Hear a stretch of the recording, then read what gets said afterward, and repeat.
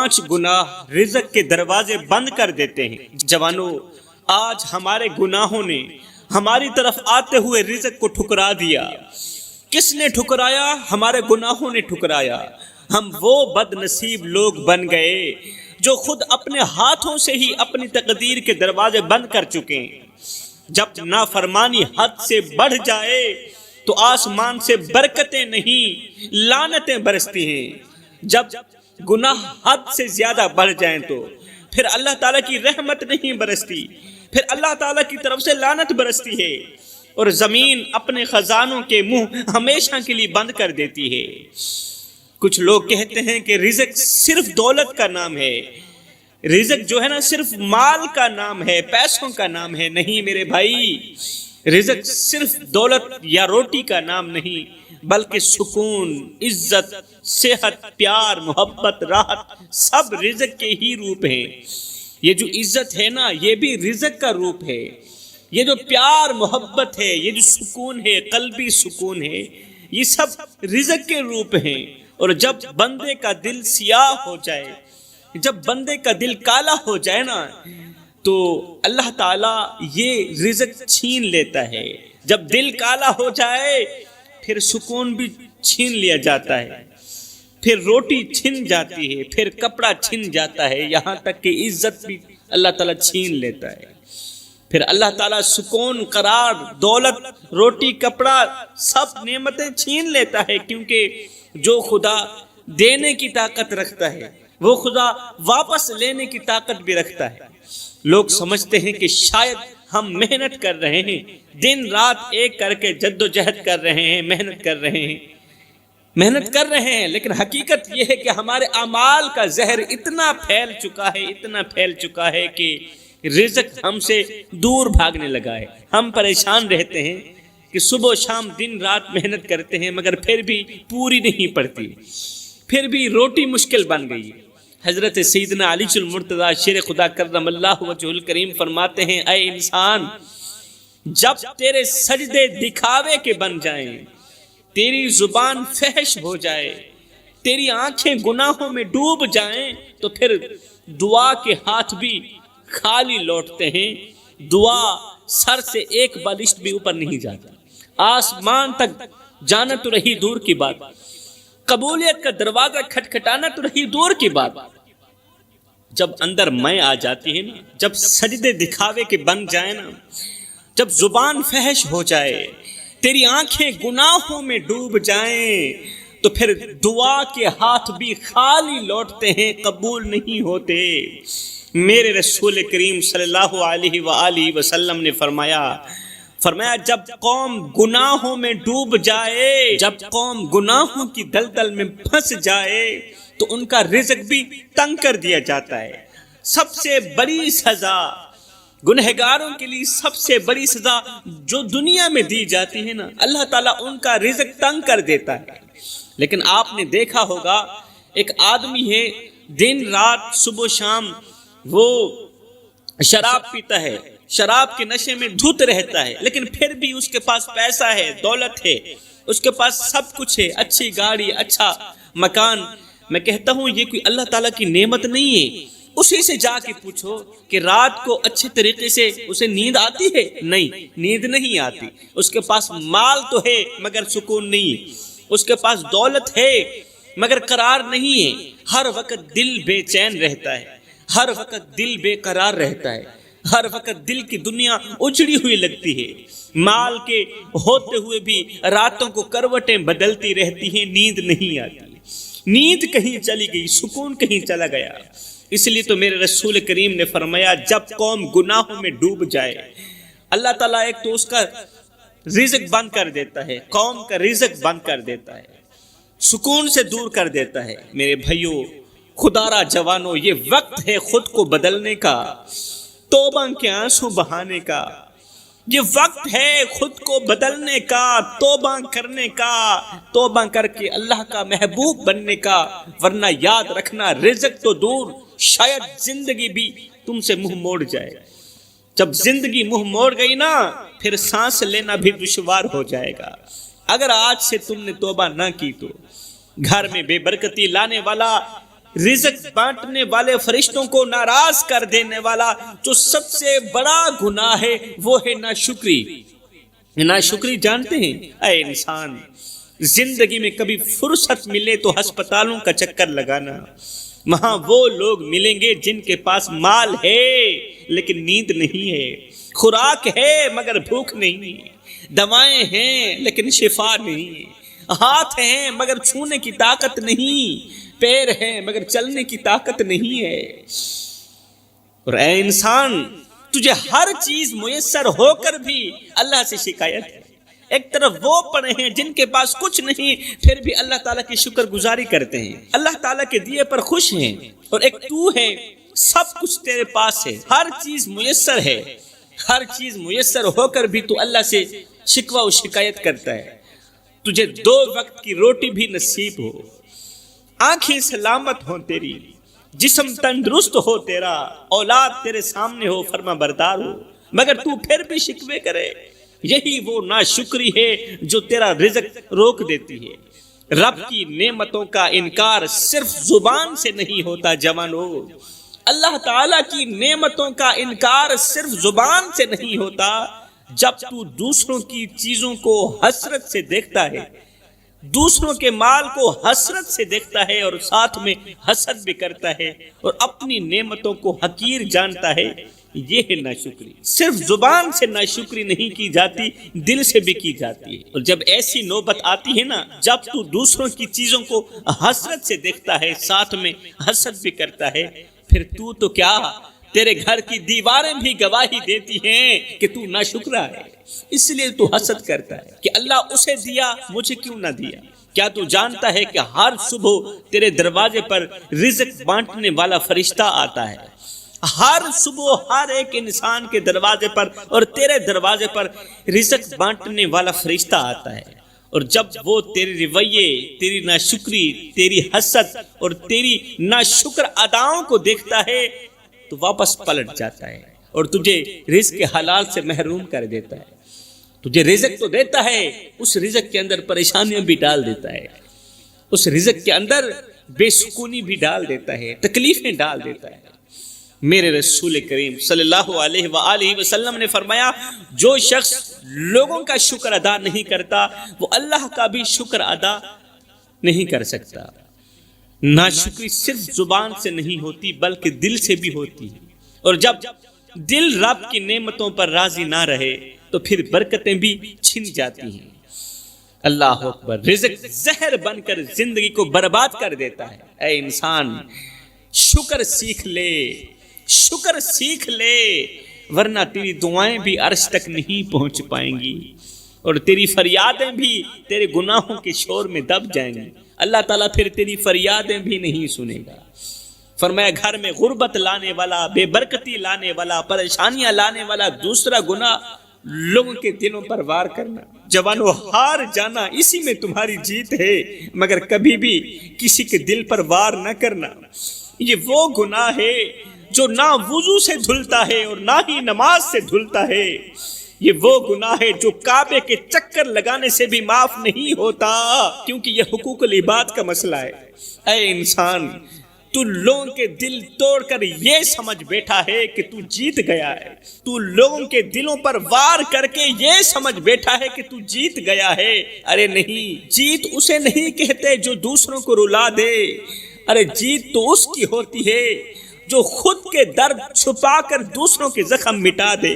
جیت تو اس کی ہوتی ہے۔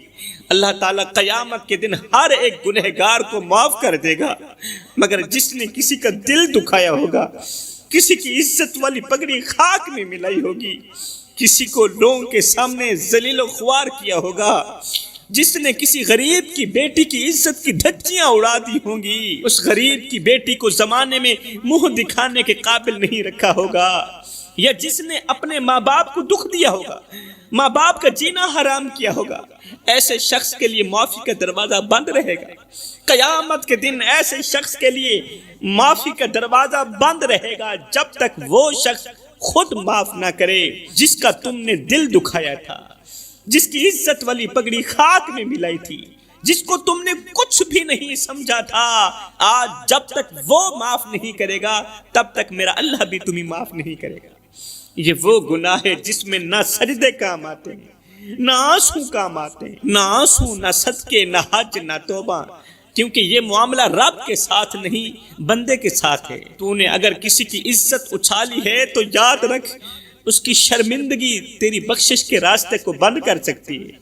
اے انسان، اگر تو واقعی آخرت کا طلبگار ہے تو اپنے کردار کو آئینے کے سامنے لا، سوچ کہ کس کس کا تو نے دل دکھایا، کون کون تیرے الفاظ کی آگ میں جلتا رہا۔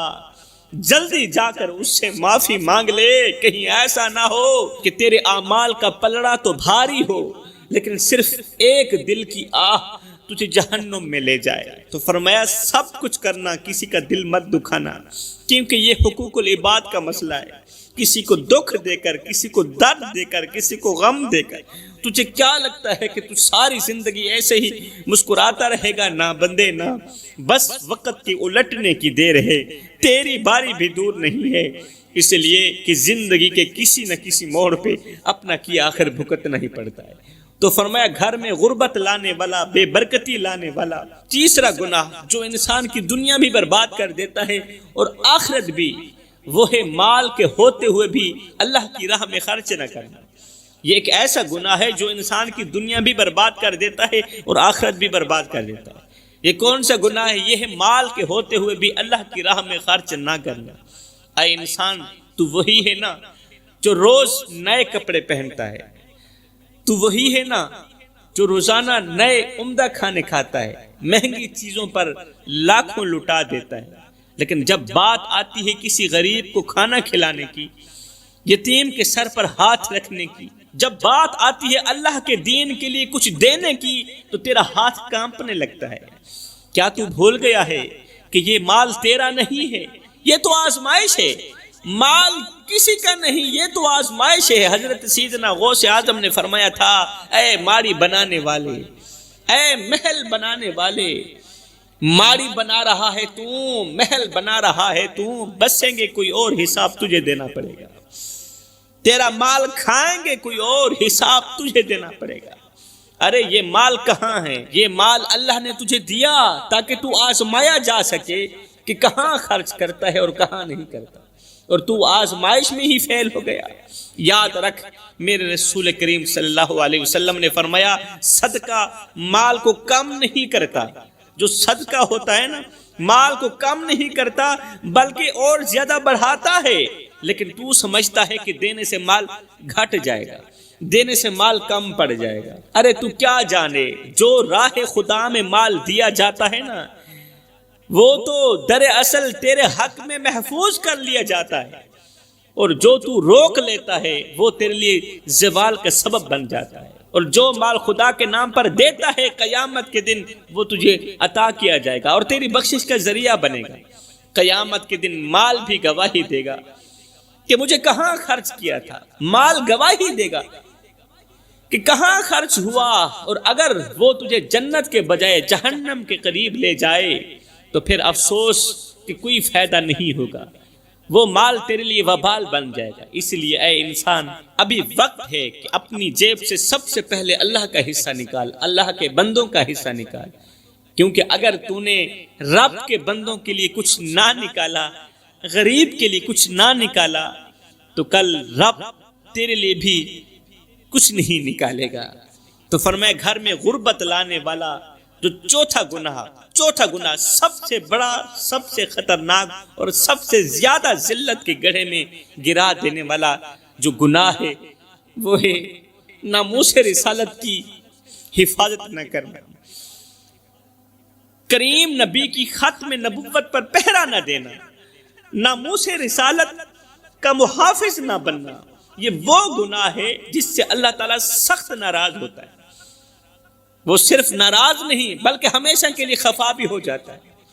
جو شخص جب دین پر برا وقت آئے تو دین کا ساتھی نہیں بنتا، دین کا ساتھ نہیں دیتا، یہ وہ گناہ ہے جس سے اللہ تعالیٰ سخت ناراض ہوتا ہے، ہمیشہ کے لیے خفا ہو جاتا ہے۔ اے انسان، تو ساری زندگی نیکیوں کے دعوے کرے، سجدوں میں پیشانی گھسا گھسا دے، حج بھی کرتا رہے، مدد بھی کرتا رہے غریبوں کی، لیکن اگر تیرے دل میں میرے نبی کی ناموس کا درد نہیں ہے، اگر تیرے دل میں ختم نبوت کا درد نہیں ہے، اگر تو ان کی عزت پر پہرا دینے والا نہیں، تو تیرے تمام اعمال ایک ہی سیکنڈ میں راکھ ہو سکتے ہیں، ایک ہی لمحے میں تیرے تمام اعمال راکھ ہو سکتے ہیں۔ یاد رکھ، ختم نبوت وہ قلعہ ہے جس کی حفاظت کرنا صرف علماء کی ذمہ داری نہیں، بلکہ ہر اس شخص کی ذمہ داری ہے جو خود کو امتی کہتا ہے۔ اور اگر تو خاموش تماشائی بنا بیٹھا رہے، زبان بند رکھی، دل بے حس رکھا، تو کل قیامت کے دن تو اپنے محبوب نبی کا سامنا کیسے کر سکے گا؟ میرے نبی نے فرمایا، جو شخص میری عزت کی حفاظت کرے میں اس کے لیے جنت کی ضمانت دیتا ہوں، اور جو غیرت ایمانی کے بغیر زندہ رہے، جس کے اندر سرے سے غیرت ہی نہیں، اس کا جینا بھی بیکار ہے، اس کا مرنا بھی بیکار ہے، اس کا جینا بھی کسی کام کا نہیں، اس کا مرنا بھی کسی کام کا نہیں۔ اے انسان، اب بھی وقت ہے، جاگ جا، جاگ جا مسلمان، سویرا ہوا، دور سارے جہاں سے اندھیرا ہوا، جاگ جا، اپنے دل کو عشق رسول سے زندہ کر، کیونکہ جس دل میں نبی کی ناموس کے لیے آگ نہیں، وہ دل زندہ نہیں، وہ دل مردہ ہے، اور مردہ دل والے کبھی جنت کے حقدار نہیں بن سکتے۔ کہاں گیا ہمارا وہ جذبہ، کہاں گیا ہمارا وہ دل جو کبھی نبی کا نام سنتے ہی جھوم جایا کرتا تھا؟ ہائے اللہ، کہاں دفن ہو گئی وہ غیرت جو کبھی نبی کا نام سنتے ہی سینہ چوڑا کر دیتی تھی؟ ہائے اللہ، ہمیں کس بد نظرے کی نظر لگ گئی، ہمیں کیا ہو گیا؟ ایک وقت تھا جب نبی کا نام آتا تھا تو ہماری جان میں جان آ جاتی تھی، کیونکہ ہماری ماؤں نے ہمیں گھٹی بھی محمد کے نام کی دی تھی، ہمیں لوری بھی محمد کے نام کی دی تھی، مگر آج اسی نبی کی شان کی گستاخی ہوتی ہے اور ہم خاموش رہتے ہیں، ہم ٹس سے مس نہیں کرتے، یہ کہتے ہوئے آگے گزر جاتے ہیں کہ یہ مسئلہ مولویوں کا مسئلہ ہے۔ ارے ختم نبوت کا مسئلہ مولویوں کا مسئلہ ہے؟ اگر مسئلہ صرف مولویوں کا ہے، تجھے کوئی مسئلہ نہیں، تو پھر دین مولویوں کا ہے، ایمان بھی مولویوں کا ہے، تو میرے خیال میں ایمان سے خالی ہے۔ اگر تیرے اندر ایمان کا ایک قطرہ بھی ہوتا تو پھر تو سینہ تان کر کہتا کہ ختم نبوت کا مسئلہ کسی اور کا مسئلہ نہیں، یہ میرا مسئلہ ہے اور میں نے ہی اس کی جنگ لڑنی ہے۔ یہ سب کچھ کیوں ہو رہا ہے؟ اس لیے کہ آج ہمارے دل مردہ ہو چکے ہیں، ہماری غیرت بے غیرتی کے قبرستان میں دفن ہو چکی ہے، ہماری زبانیں صرف اپنے حق کے لیے بولتی ہیں، نبی کے حق کے لیے نہیں بولتی۔ اللہ اکبر۔ ایک وقت تھا جب میں نبی کے دین پر علی اکبر جیسے شہزادوں کو بھی قربان کر دیتی تھی، نبی کے دین کے لیے حسن و حسین جیسے شہزادوں کو قربان کر دیتی تھی، مگر آج کی ماں ہے، جب ناموس رسالت کی بات آتی ہے تو اپنے بیٹے کو جھولی میں چھپا لیتی ہے، کہتی ہے بیٹا باہر نہیں جانا، حالات بہت خراب ہیں۔ اللہ اکبر۔ پھر وقت نے کروٹ لی، وقت بدلا، وہ مائیں جو اپنے بیٹوں کو جھولی میں گود میں چھپا لیتی تھی اور کہتی تھی بیٹا باہر نہ جانا، باہر مولویوں کا جلوس جا رہا ہے، ختم نبوت کی تحریک چل رہی ہے، باہر نہیں جانا۔ پھر وقت نے کروٹ لی، وقت نے بتایا کہ آج ان ماؤں کے بیٹے تو محفوظ ہیں مگر ان کی غیرت دفن ہو چکی ہے، ان کی غیرت زندہ نہیں رہی۔ آج اگر نبی کی توہین پر کسی بیٹے کی آنکھ نم ہو بھی جائے تو ماں جلدی سے بیٹے کے آنسو پوچھتی ہے، بیٹا خاموش رہو، حالات بہت خراب ہیں۔ میں نے کہا بی بی حالات ٹھیک کب تھے؟ حالات ٹھیک کب تھے؟ کربلا کی سرزمین پر جب نیزے چلے تھے اس وقت بھی تو نبی کی اولاد نبی کے نام پر اپنی گردنیں کٹوا رہی تھی نا، اس وقت بھی مائیں زندہ تھیں، اس وقت بھی باپ زندہ تھے، مگر نہ ماں نے روکا نہ باپ نے روکا، کیونکہ وہ جانتے تھے کہ یہ قربانی صرف خون کی قربانی نہیں ہے، غیرت کی قربانی بھی ہے۔ اللہ اکبر۔ میری بہن، ہمیں تو کربلا والوں نے سکھایا ہے کہ نبی کی عزت پر جینا بھی عبادت ہے، نبی کی عزت پر مرنا بھی عبادت ہے۔ اس لیے میں کہتا ہوں جوانوں، ہر کسی نے مر جانا ہے، ہر کسی نے مر جانا ہے، مگر جب بھی مرنا مصطفیٰ سے وفا کر کے مرنا، مصطفیٰ سے وفا کر کے مرنا۔ اگر مصطفیٰ سے وفا کر کے نہ مرے تو یاد رکھنا قیامت کے دن بہت بڑی شرمندگی کا سامنا کرنا پڑے گا۔ اگر کملی والے آقا سے وفا کر کے مرو گے، عشق مصطفیٰ کی غلامی کا پٹا اپنے گلے میں ڈال کر مرو گے، تو خدا پاک کی عزت کی قسم تمہاری قبر کی مٹی یہ پکار اٹھے گی کیا کہ قبر میں جو مشکل کشا آ گیا، مجھے موت میں بھی مزہ آ گیا، ارے سرانے پہ بیٹھے جو دیکھا نبی کو، نکیرین کو بھی حیا۔ تو فرمایا پانچواں گناہ، گھر میں آئے کسی سائل کو خالی ہاتھ واپس لوٹانا، کسی بھوکے کو کھانا نہ کھلانا، کسی پیاسے کو پانی نہ پلانا۔ گھر میں روٹی تھی، سب کچھ تھا، اللہ کا دیا سب کچھ تھا، مگر دروازے پر ایک پیاسا آیا، ایک بھوک آیا، ہم نے اسے دھتکار دیا، دھکے دے کر گھر سے باہر نکال دیا کہ ہمارا مال تیرے لیے نہیں، ہمارا مال صرف ہمارے لیے۔ یہی وہ مال ہے جو قیامت کے دن وبال بن جائے۔